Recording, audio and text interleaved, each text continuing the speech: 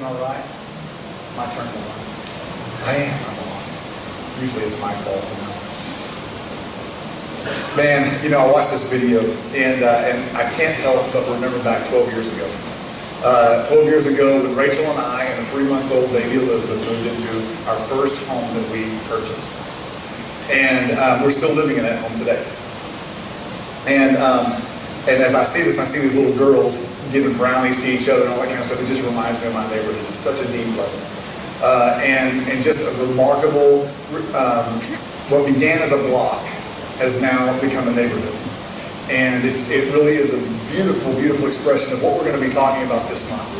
And I'm so thankful for it because the experience that we have gotten to feel from receiving the benefit of good neighbors and being able to be around people who genuinely care for us just because we live in proximity to us has been remarkable. I'm so thankful it's been a two-way street. And I'm so thankful that, I'm thankful for the times that I remember. Rachel, right after having Elizabeth, taking the stroller and walking the streets and those vacant lots that didn't have a home yet, just praying for them. Those homes that were half built, praying for the families that would bring, that God would bring to that home. And the homes that had cars already in the driveway, everything. And I remember one day we had purchased the home, and we were coming to the street, and first person we met was Lori Motion. And she had this big old Megan belly right here. And Megan was a figment of their imagination, but was becoming a very real thing, for sure. And it was just absolutely remarkable because that one conversation began just a huge number of conversations that were going to take place over the next 12 years.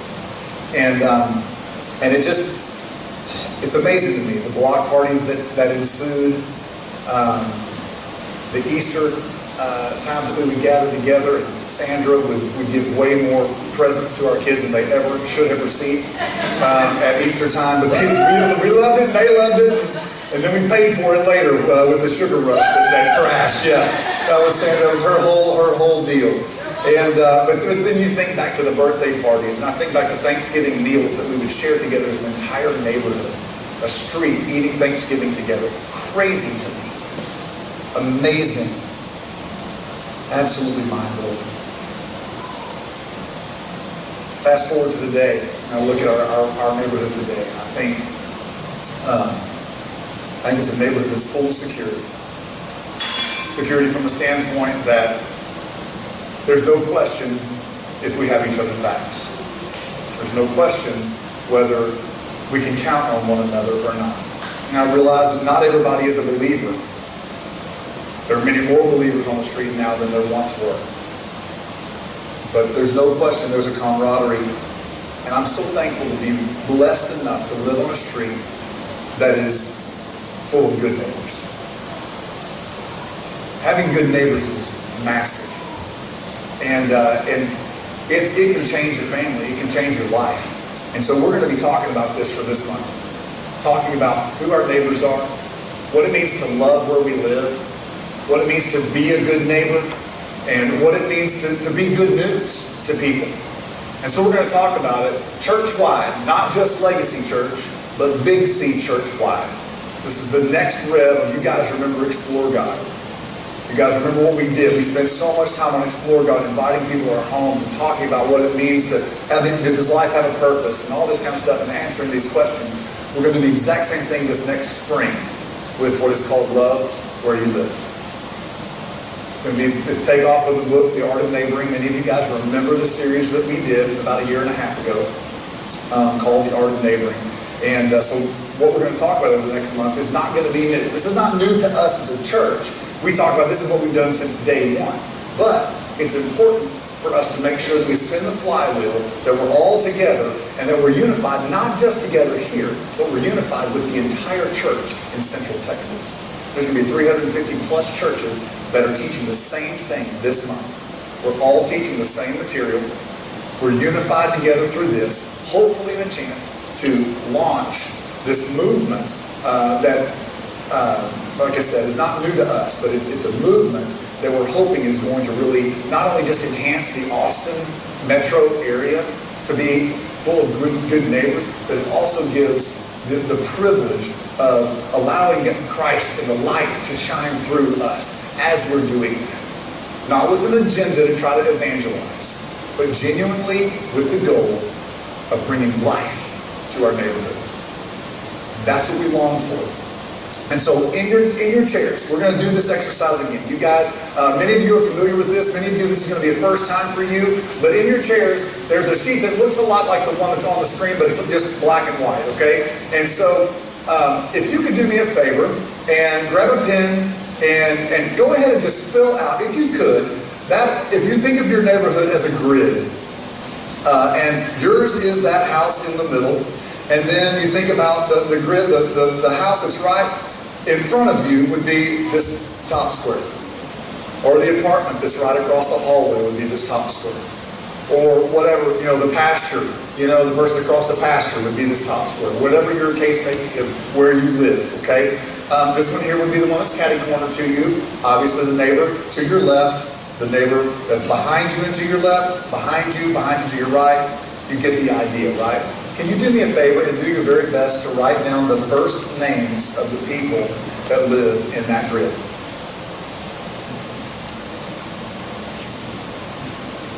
Maybe it could just be like the dad or the mom or whoever you're in relationship with, possibly. Who are the folks that live around you?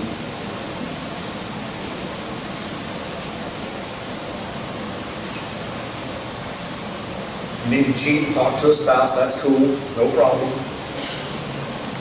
Or if you're sitting next to somebody that happens to be one of your neighbors, you can cheat and ask also. Just kind of the idea there. Who are the people that live around you? Literal proximity neighbors. You can continue working through that if you need to think through that a little bit more. But many of you guys that are sitting in here tonight, please do not feel bad because you are in good company. That there are folks all over our area that do not know their neighbors. And so you're not alone. And so this is not a guilt and condemnation moment. This is a next step. I hope those of you that this is your second time through this, you were able to add a name or two that you didn't know last time. If this is your first time, again, this is not a guilt. What it is it just simply helps us know where we stand. It's important to know where we are, to know what work we get to do. But I want you to know that it's also, I'm going to actually, and I'm going to let you off the hook in one way and say, in one way it's not your fault that you may not know all of your neighbors. Because over the last 60 years, the landscape of our area has changed dramatically. Over the last 60 years, technology has really crippled what we know as neighborhood. And we're going to talk through what this means exactly, but I want you just to understand for just a second, just take a deep breath and let the pressure that you may be feeling or the guilt that you may be feeling of, man, I don't know my neighbors, I'm a terrible neighbor, blah, blah, blah. Please stop. This is a life work, and we're working this out together. And due to technology and the technological advances that we have grown accustomed to having, it has actually separated us in relationship from people to where we don't need our neighbors at the same level we once did. It's a tragedy, and I realize that technology, you guys go, I'm a techno geek and I kind of geek out about technology and I love it, but I also can kind of step back and see the compromises that it has made in our culture. And it has decreased the art of neighboring. It's decreased this idea of neighboring because it's made us much more impersonal. And so, one of the technologies that is at fault here is one that we know as transportation, the car. In the invention of the car, before this invention of the car, families oftentimes would go to church on a Sunday, and then after church on Sunday, they would go to grandma or grandpa's house, and they would enjoy a meal together, and then they would eat lunch or something like that. And due to transportation losses, they weren't able to go and whatever they wanted to do on Sunday afternoon, and they would just kind of hang out together. Well, whenever the Model T was made and it began to kind of flood the marketplace, and people began having these vehicles, meals. Well, what ended up happening was, rather than Sabbath being a Sabbath rest, it turned into the Sunday drive. And so rather than Sabbath rest, people would get into their cars and they would go on a drive on Sunday afternoon. Anybody remember your grandparents doing that? Did you ever ride with your grandparents on those Sunday afternoon drives? I did. I remember we'd be in Georgia and we'd go to church with my grandmother. She wanted to be called grandmother. Wow. Very formal. But as soon as church was over, we would eat lunch, and then as soon as that was over, we'd get in the car. And we'd just drive around Thomaston, Georgia. And we'd go to this place called the Hills. My dad loved the Hills. Usually he was driving at this point, and he'd be flying down these hills in my grandmother's car. And it was awesome. We loved it. It was like a roller coaster. But Sunday drive. Transportation is one of these technologies that has actually compromised the front porch activity on a Sunday, because we're able to be much more mobile. And we can get there faster, we can go and do more things. And what has actually ended up happening is it's separated us from a lot of relationships that's taken place. I mean, the fact is that you look at where we are now, it's, golly, what's 20 minutes to drive somewhere, right? What's 30 minutes to drive somewhere for us? No big deal at all. It's like, oh yeah, I'll be there in 30 minutes. See you then. You know, we'll go eat lunch at the 30-minute drive. It's crazy. And so with that transportation and this kind of idea here, what's happened is it's actually extended our vacations, and we can go on vacation. We can get out of town more often, which takes us out of our neighborhoods.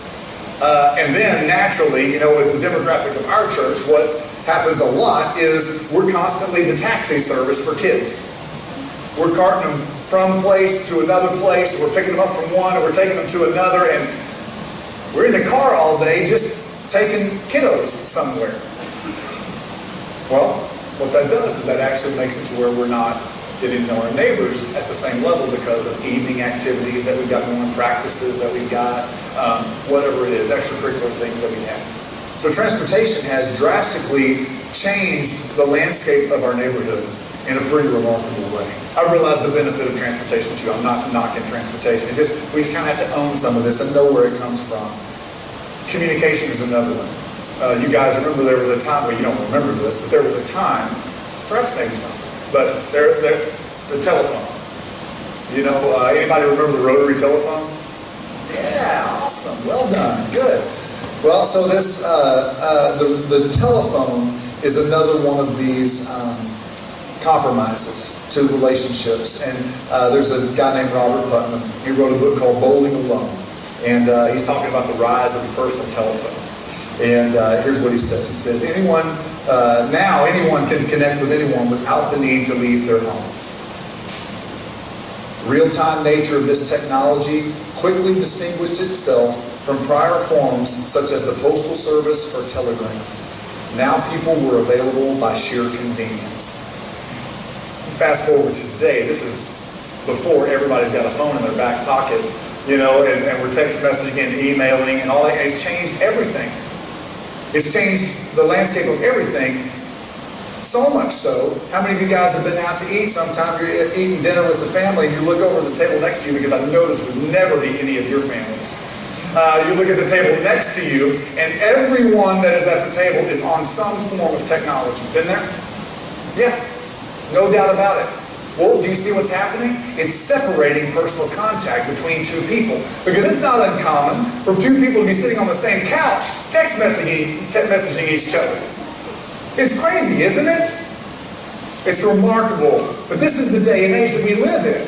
Not knocking it, it just is what it is. This also comes at a huge price. Because how many of you guys ever actually get off the clock when it comes to work because you carry a cell phone? Oh, now we're getting personal.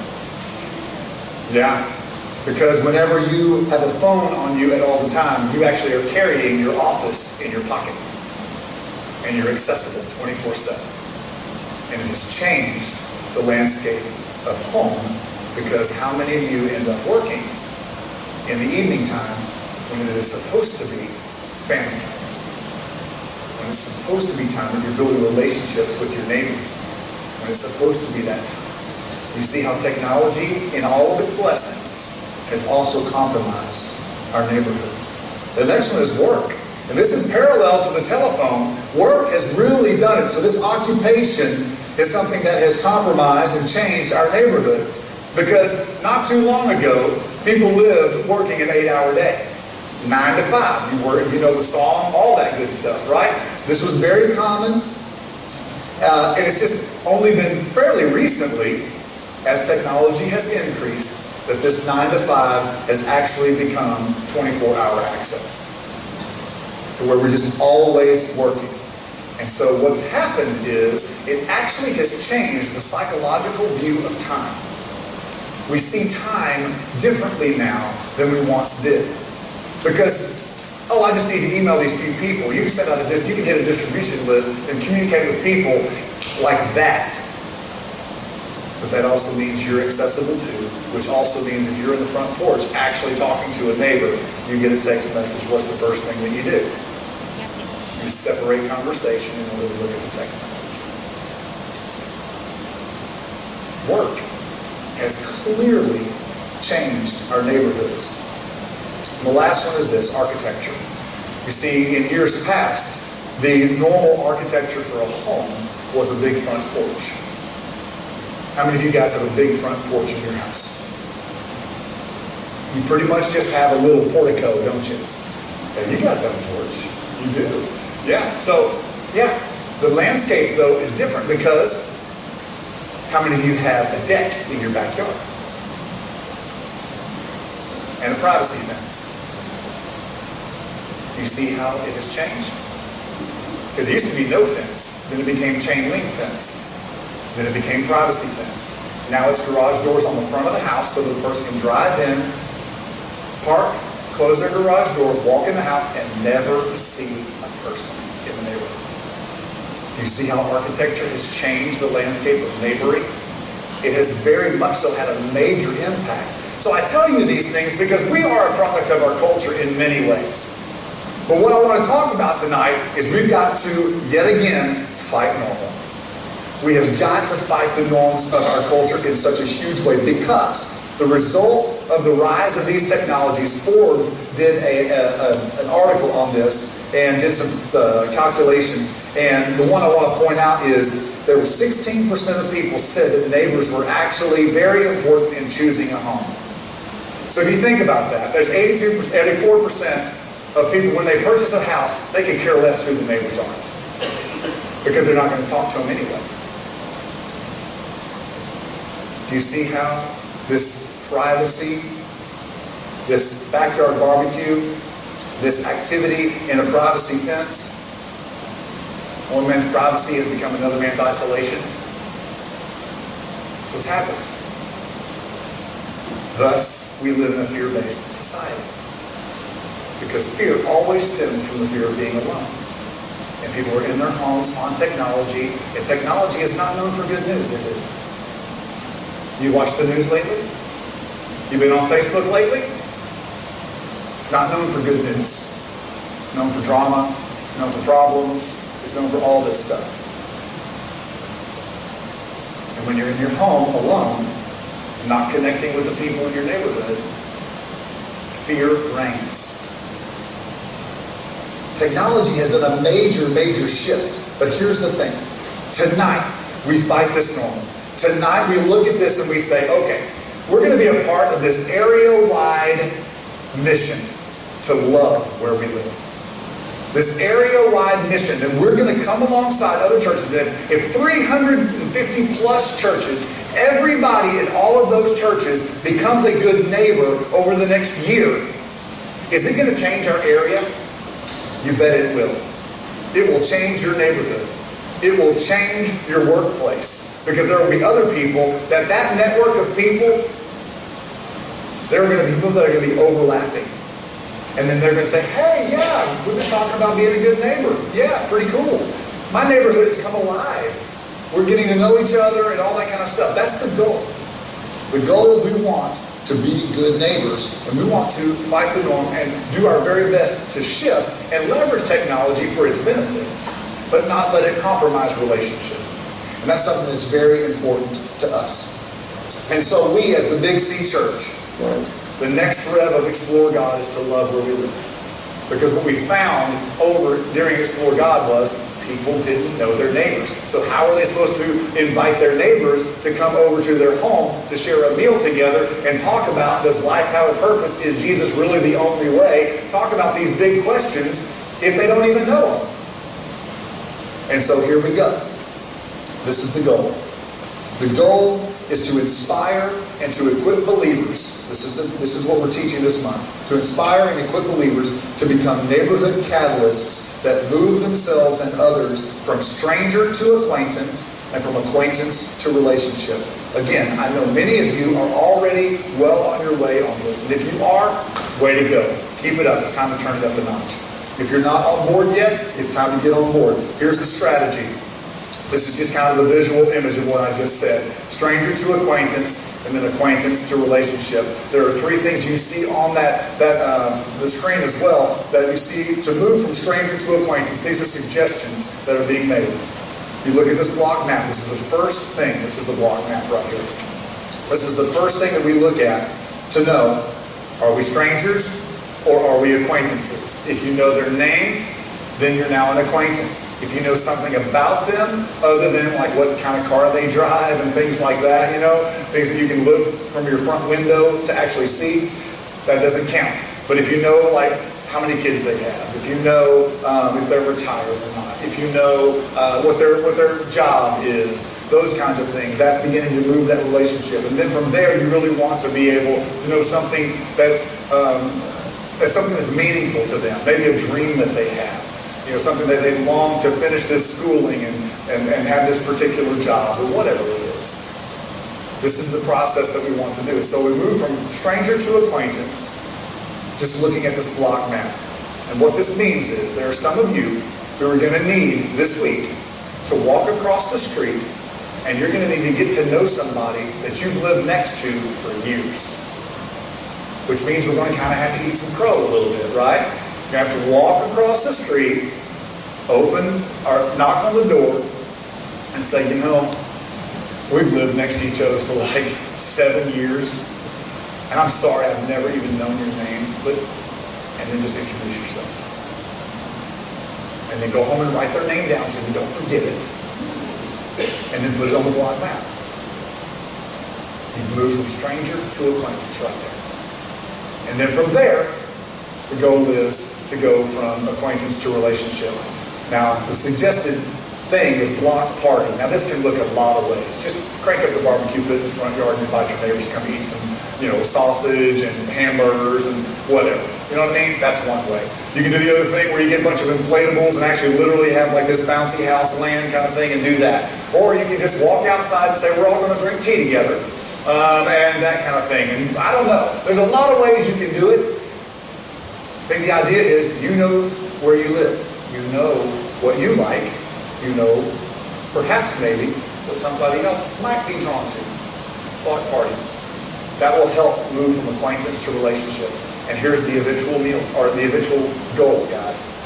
The eventual goal is you guys know what it means when we share a meal with somebody, right? We take meals very seriously. And when we share a meal with somebody, we're saying, I'm here for you. I've got your back. I'm here to take care of you.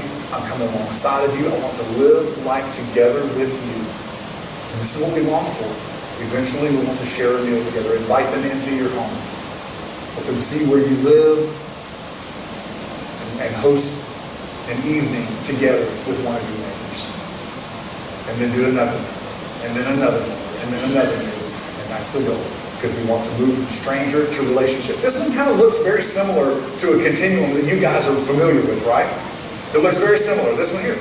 This is our relationship continuum. You guys know we as Legacy Church, this is what we're shooting for. We want to help somebody who is far from God eventually become somebody who's mentoring someone who is far from God. Far from God, we want to move forward into spiritual conversations, obviously, and then to conversion, and then mentoring somebody who's far from God. But for tonight, we want to look at this for our perspective, because what this does is this is specific to loving our neighbors as we love ourselves. So stranger to acquaintance, acquaintance to relationship. It just kind of helps clarify how our relationship continuum applies in our neighborhoods. And so this is This is good. So, here's the deal, guys.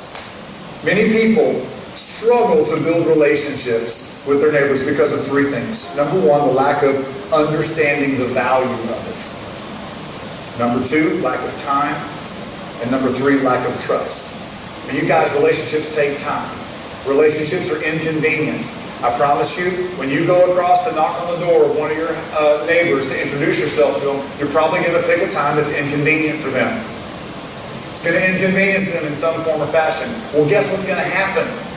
As you get to know them, they're going to knock on your door at a very inconvenient time. I promise.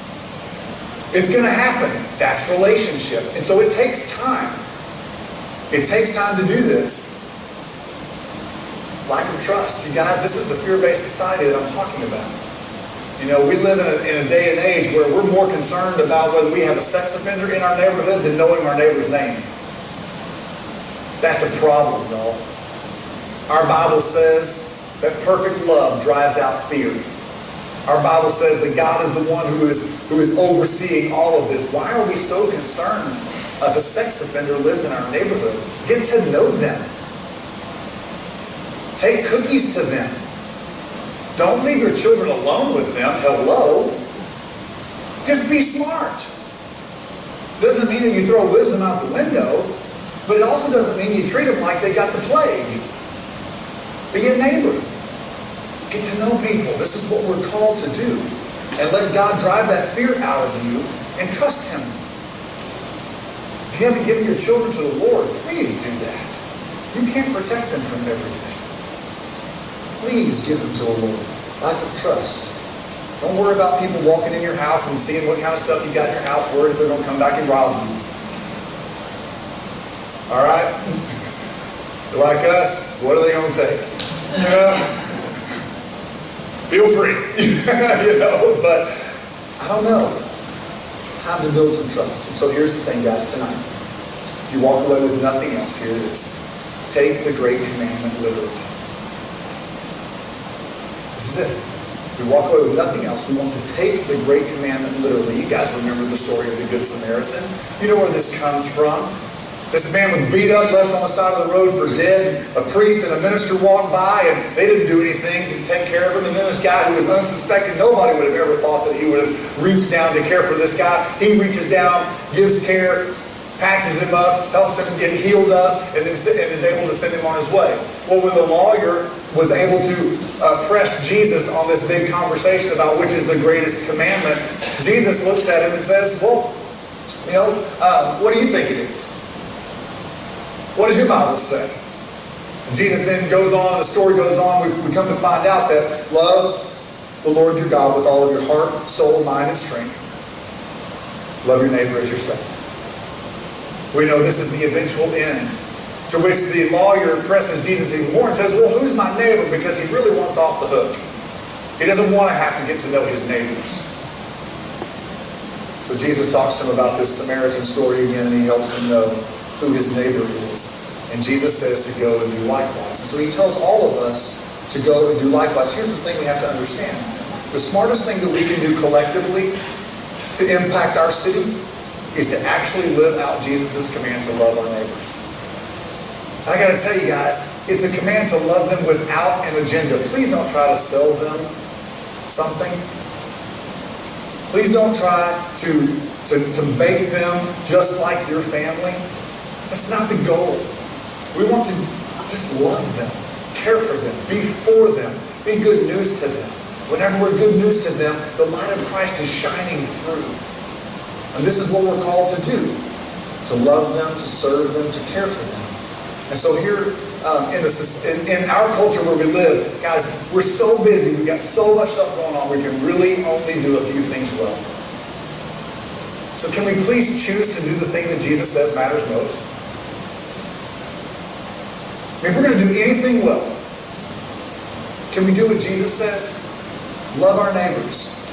He says it matters most. So here's where it all boils down. And this is something you haven't heard. Something you haven't heard from me at least, is found in Acts chapter 17, 26 through 27. I'm about to blow some of our minds in this room. Pretty cool. I love this. From one man he made every nation of men, that they should inhabit the whole earth. He determined the times set for them and the exact places where they should live.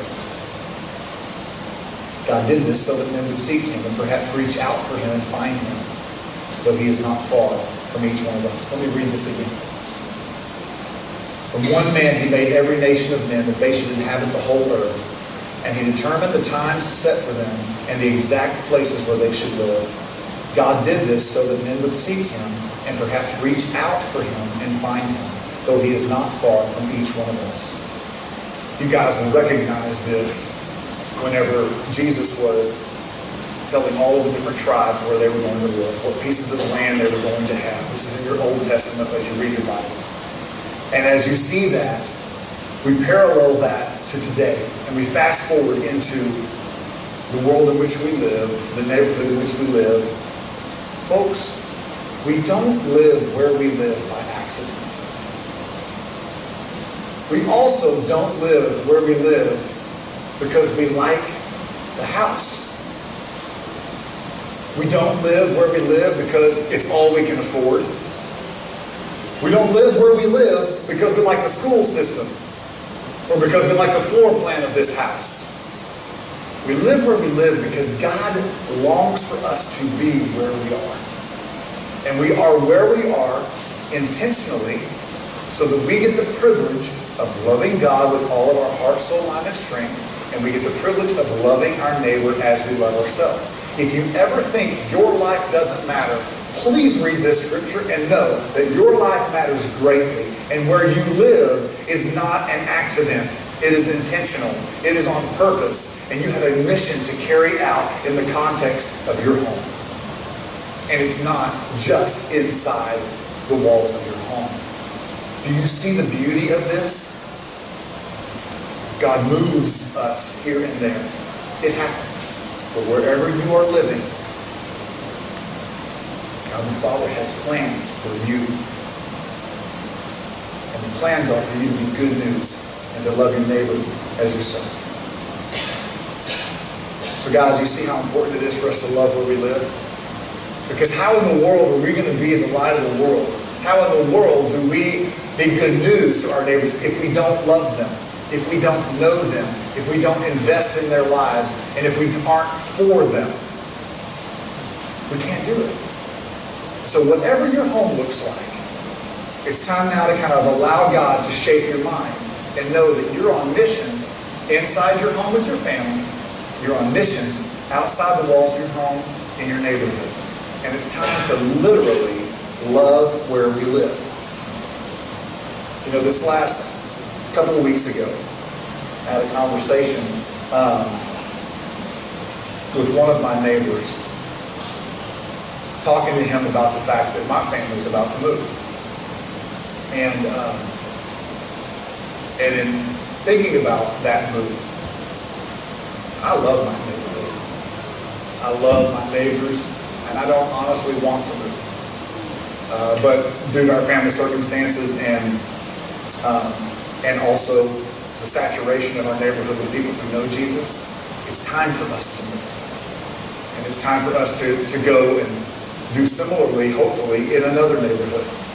Get to know our neighbors at the same level. I don't know that it'll ever be duplicated the way that it is, but we're dreaming and we're praying for that. But in talking with my friend, I was saying, you know, it's time for you to take up the charge. It's time for you to be the place now that, you know, when people start talking about this is an anchor or this is a whatever, you hear phrases that people are way too kind about my family. I get the privilege of passing that torch and saying, you now, this is you. It's time now for you to know your neighbors at a whole new level and to lead our neighborhood. And I tell you, remarkable conversation. Hard, bittersweet, of course. But as Rachel and I dream about the next neighborhood, it's really cool. We're looking for a house that has a front porch now. You know how hard those are to find? That's tough. We're also looking for a house that's in the middle of a neighborhood, but there's not a whole lot of people who know Jesus. And we long to get to know our neighbors and be good news.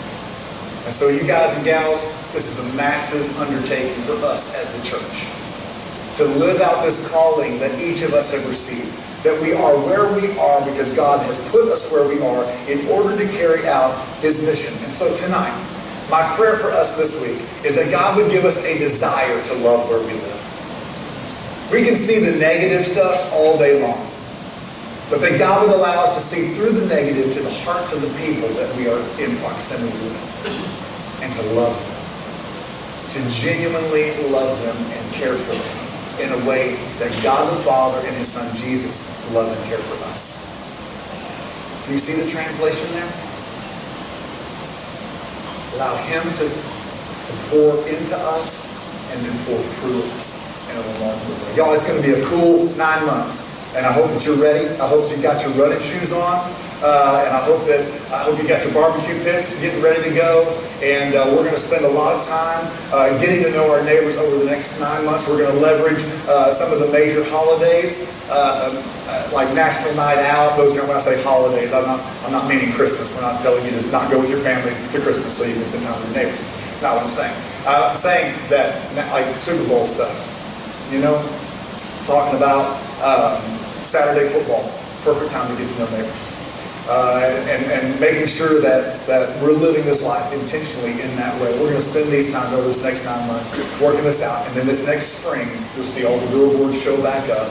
All the churches are partnering together. We're pooling money in order to make sure that we can put a big old thing out there. TV commercials again, radio spots. We'll do all that stuff to help get the message out that we want to love where we live. And we know that means we want to bring life everywhere we go. Deal? All right, this is week 1. We got a couple more weeks of this, and it's going to be pretty cool to see where we go from here. So you guys pray with me. Lord, we thank you. I do pray, Lord, that you would give us a desire to genuinely love where we live, to genuinely love our neighbors. Lord, to be able to tell stories of watching their families grow over the years, and to remember back years and years, to be able to have these memories that are so acute because relationship has been thick. And then, Lord, we're trusting you with the rest. We're trusting you with the spiritual conversations. We're trusting you with the heart change. We're trusting you with all of that. But Lord, one thing we know for sure is that we need you to change our hearts. So Lord, where knocks on our door are not inconveniences, we anticipate those so that we get the privilege of speaking to one of our neighbors. And Lord, when there's crisis and the knock comes on our door, it's a privilege to get to walk side by side. And Lord, I pray that you will help us as we're driving down the road and we see one of our neighbors that's out watering his or her yard. That rather than just driving by and waving, we just stop, roll down the window, and have a conversation for a few minutes. Lord, let us get past ourselves and our busy schedule. And Lord, let us do what matters most, which is to love you with all of our heart, with all of our soul, with all of our mind, and with all of our strength. And Lord, to love our neighbors, literally the neighbors right next to us, as we love ourselves. Lord, your strength is perfect when we are weak, and we need you here. This is outside of the comfort zone for many of us in this room. I pray, Lord, you do a mighty work. Let us do good news. And then, Lord, let people discover the reason for good news. We pray these things in the name of Jesus. Amen. Hello, my name is Annie. My neighboring story happened one afternoon while I was working from home. When I first moved in, I met one of my neighbors who we parked next to each other. We exchanged names, but I didn't think that he would be very relevant in my life, so it kind of went in one ear and out the other. One afternoon I pulled in after coming back from a meeting and was working in my apartment, and I heard people running up the back stairs, banging on a door, and after a while the door finally opened and he answered the door, and I heard the cop say, "It's APD, we're here for crisis intervention." He was going to take his life. The realization I've had is that something as important as knowing the people that live around you can't always be put off till tomorrow. Because in that moment, when I started to pray for him, it just hit me so hard that I didn't even remember his name because I didn't think to remember his name. You really never know what's going on around you, and for such darkness to be literally right down the hall was just heartbreaking. So it might be easier for all of you to watch me tell my story and see my journey and kind of point the finger, but I think that the reality of it is that there's a lot of people that are in my same spot because we never really know what our neighbors are going through and what's going on around us if we don't take that first step. Hello, my name is Annie, and my story is not ending. It's just beginning.